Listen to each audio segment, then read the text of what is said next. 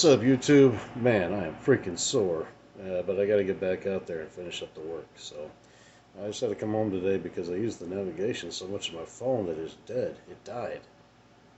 And so this is the second time I'm charging it up today. I don't have a thing in the car so I can charge the phone as I go, but that's the way we're doing it right now.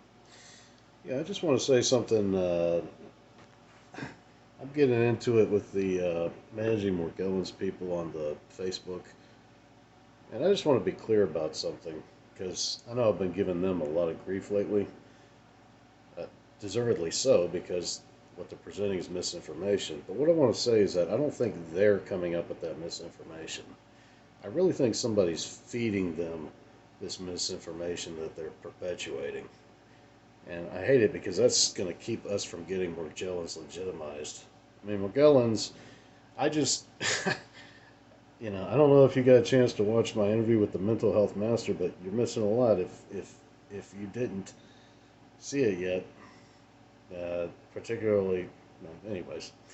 But yeah, I don't think that the Managing Morgellons people are actually coming up with the misinformation. I think that they believe in somebody so much that they're not scrutinizing what they're saying, and I mean, like.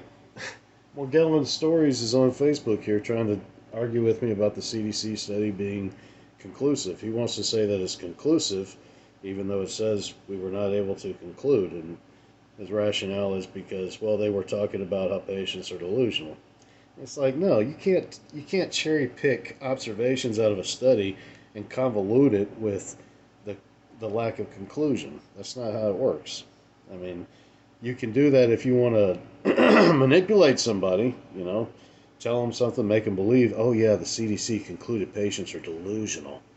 Yeah, that'll piss somebody off, especially if they're struggling with their skin condition. And then you tell them that, oh yeah, that a lot of people commit suicide.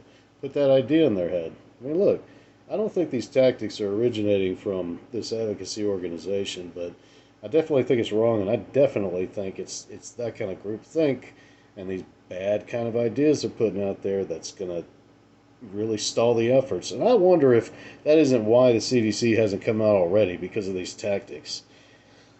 I mean, nobody knows what has happened between the CDC and, the Morgellons researchers or people that are trying to raise awareness. We have no idea what's happened in the past 20 years.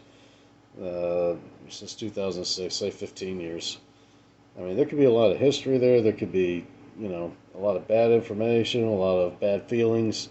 We just don't have any idea. Like I said, my approach is I'm very respectful of people.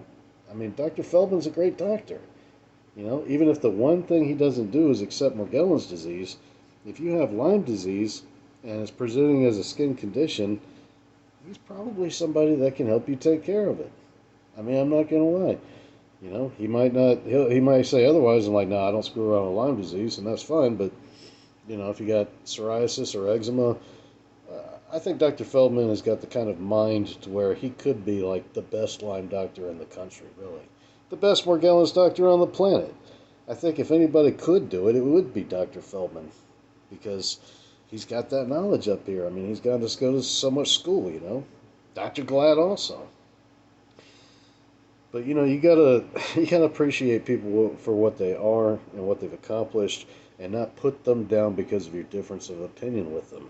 And that's what I think is the reason why Morgellons hasn't been accepted, is because whenever somebody comes out and they say, well, I just don't think that's enough evidence, they get slammed. I mean, like, viciously slammed on social media. And I think that's one of the reasons why people got really turned off by Morgellons. I think that's one of the reasons why they're not ready to accept it, is because, it's kind of like, you're not going to accept Morgellons, and then, well, here's the repercussions. And I don't think that's necessary. I think you ought to be able to have a difference of opinion with somebody and still respect them otherwise. What do you guys think? Let me know. Leave a comment down below. That's what I got to say for today. And shit, man, I got to get back to work. We'll talk to you soon.